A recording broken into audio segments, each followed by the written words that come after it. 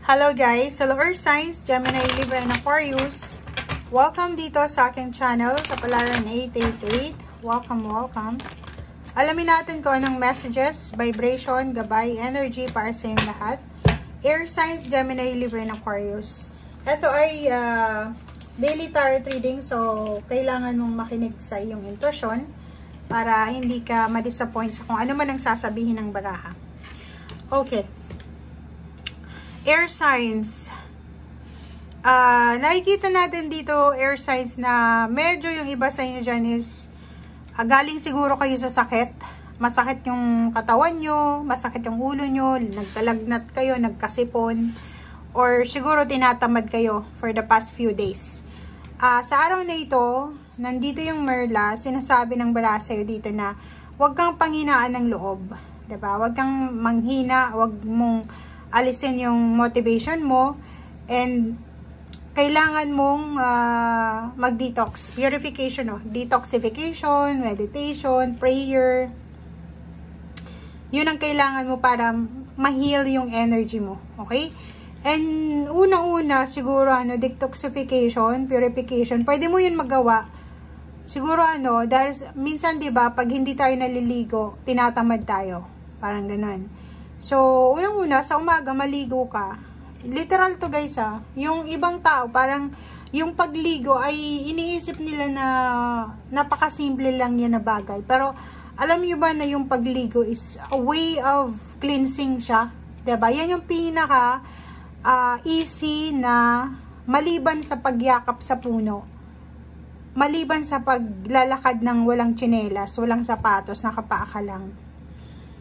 Yung pagliligo natin sa kahit anong oras, warm water man yan, cold water, kung saan man class or kung saan man lugar ka maliligo, it's way of purification and detoxification.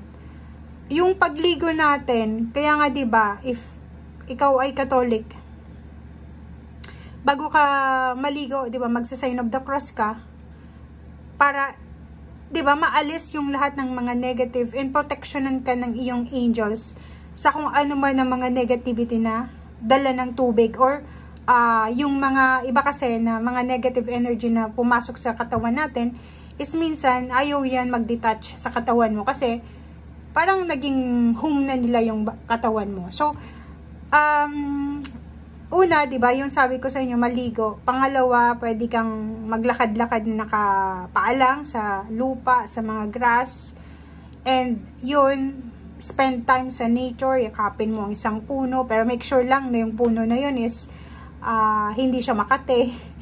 And yung spending time sa kahoy, sa mga may trees, may dahon, may flowers, mga huni ng ibon, or yung kahit na pag-spend time sa dog, cats, or sa mga pets nyo, sobrang nakaka-detox yan. Second is yung paglilinis syempre ng bahay natin. Kailangan nating maglinis ang bahay natin para mawala yung mga negative energy and ma-attract natin ang lahat ng gusto nating ma-attract sa buhay natin na positive. Okay? And yung iba sa inyo dyan, hindi din naniniwala, pero kung ako sa inyo, yung lang, konting asin lang, 'di ba? Konting asin ilagay nyo sa dila nyo. Tapos inom kayo ng tubig. Pwede 'yun na makaalis ng negative energy. Pwedeng mag-heal yung energy mo diyan. And at the same time, lalo kung yung asin mo is Himalayan salt, pwede din 'yun na pang 'di ba? Pang kontra sa dehydration, 'di ba? So, mag-focus tayo sa kung ano yung kaya nating magawa para malinis yung ating spiritual, ang ating katawan, or energy natin, or maging high vibrating energy tayo. Nakita ko na nawawala ako sa ngayon parang na-absorb ko yung negative energy mo. Okay, and right, maisulat natin. Third is ganun.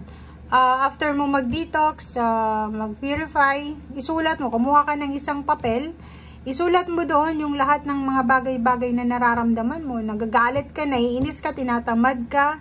And after yung isulat yon, mo siya, tawag dito, sunugin mo siya, diba? And yung abo nun, i-flush mo sa toilet or i-flush mo sa sink, or pwedeng padaluyin mo, dapat dumadaloy siya. Diba? So, yun. Pwede mo din na,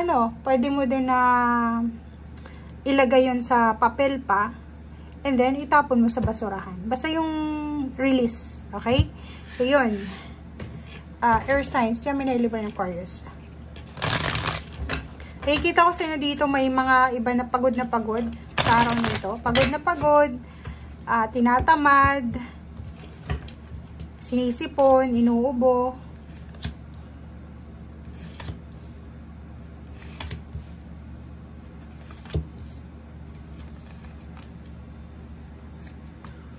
Okay. So, earth signs, Seven of Cups, nakikita natin dito na may mga choices ka na kailangan pag-isipan.